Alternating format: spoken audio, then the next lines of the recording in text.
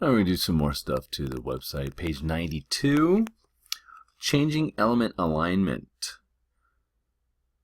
Click the code navigator number 3 and identify the rule that aligns the sidebar to the right. Okay, so sidebar content over here. We're inside here. Down here on the bottom, this little row, sidebar 1. If we go to our CSS designer, let's open up sources, click on style so we can get our styles working here. We can see everything. There we go. Sidebar, where is it? Sidebar 1, right there. We want to float it to the left. I don't want it on the right side. Let's see if we can find the float. There it is. Float is right now to the right. Let's click on this one to the left. Bam! See how quick that happened? Now, what's going to happen? The main content here. Uh-oh. It didn't move over, did it? So, what we probably have to do is click in here, and this is the main content. Let's go to main content. Let's see what's going on here. We may need to float that one too. Remember double identity? Alright, let's see what happens if we were to float that to the left. Just going to try it. Float to the left. Alright, great. Now I did the float to the left on 2 divs. What do I have to do after that is I need to have it clear both, remember? Do you guys remember making it clear both? I'm going to preview in Google Chrome, save it. Yes, save it. Okay. Now my main content is down here on the bottom, and it's not floating over here. It's not floating up. So what I need to do is play around with the margins and paddings and stuff like that. Let's go to, now it's funny how I can see the area right here and there's lots of space over here. So that is disconcerting. I am going to go to sidebar 1 again. Let me look at this. And I'm going to look at margin, any margins. Padding, I have padding. You'll notice that the words are pushed in down. So the top is 15 pixels, the left is 10 pixels. So if I wanted to make the words go down even further, I press 25, press enter, and see how the words went down. I'm going to bring that back to 15 again. Bring it up to where it was. Let's see what else we got. We got width, we got position, floating left. See if there's anything else we're missing. No. Let's go to main content. Main content margin 0-250-00. That, oh, there we go. There it is. Remember, we wanted to have a little space between the main content and the sidebar. So let's get rid of that space. Let's see what happens if I put a 0. Oh, did you see that? Let's preview it in Chrome. Save it. Alright, now it's still down here. Alright, so we got to figure out why it's doing that. Alright, before we do anything, we're going to do a clear both. There's a clear float right here, but that's not clear both. Let's go into our CSS here, to our HTML.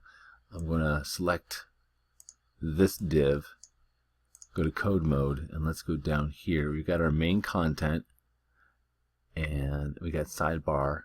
Main content ends here in this div. And then we have this clearing element should immediately follow the main content div in order to force the container div to contain all child floats. So clear floats, clear float is show set. Let's see what's floating. Clear, what is that? Clear both. It's already doing it. So it's doing its job. Font size 1, that's strange. So we have the clear both as a clear float. Okay. That is number 1 thing we need to do. Now we go to body content. And that could be it, the body content right there. The editable region. I'm not sure though. Let's play around. Main content.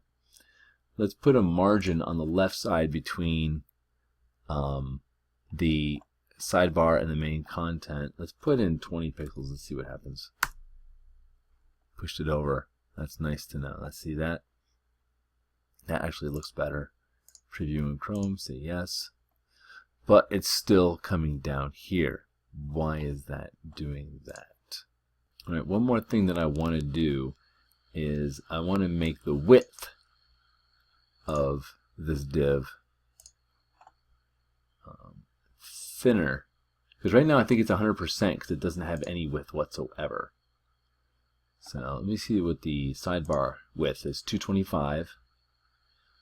Let's get the main content, and main content definitely is more than, let's get pixels here, and I'm going to write 225 just to show you what's going on. Alright, and let's preview that in Chrome and see if that worked. That worked! Okay, so we have to give it a width. Alright, so let's do 400, see what happens. Let's preview it. Better. So it's working.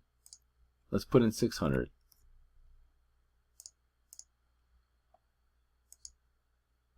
Looking good. A little more. Let me say 650.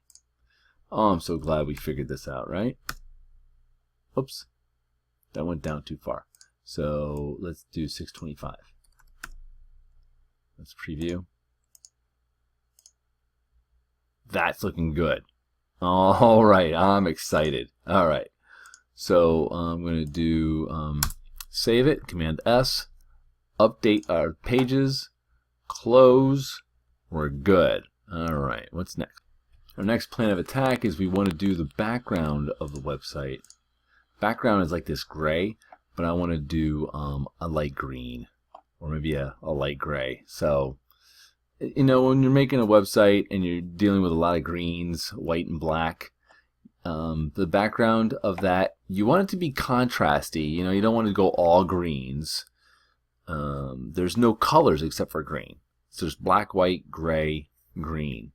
But that gray, that dark gray in the background, it's not appealing to me, at least. So let's go to our body, CSS. Let's get our property background. Let's click on that, and we can see that we have 666666 as our color. Let us get the eyedropper tool and click on a light green up here, and then let's drag it over to like a pastel-y green. Let's see what happens. Press enter. Let's preview that in Chrome. Light green kind of looks nice. You know, whatever. Let's try a light gray. Let's go a little grayer than greener. How's that? We'll bring it over here to, let's see, DDE9 D8. Press enter, and let's refresh the page. Okay, this is what it used to look like, that green. This is the green, the first green, and then the second green. And this is now the gray. I like that gray because we're going to put more green in here. We're going to put a green here, and we're going to put a green in the footer.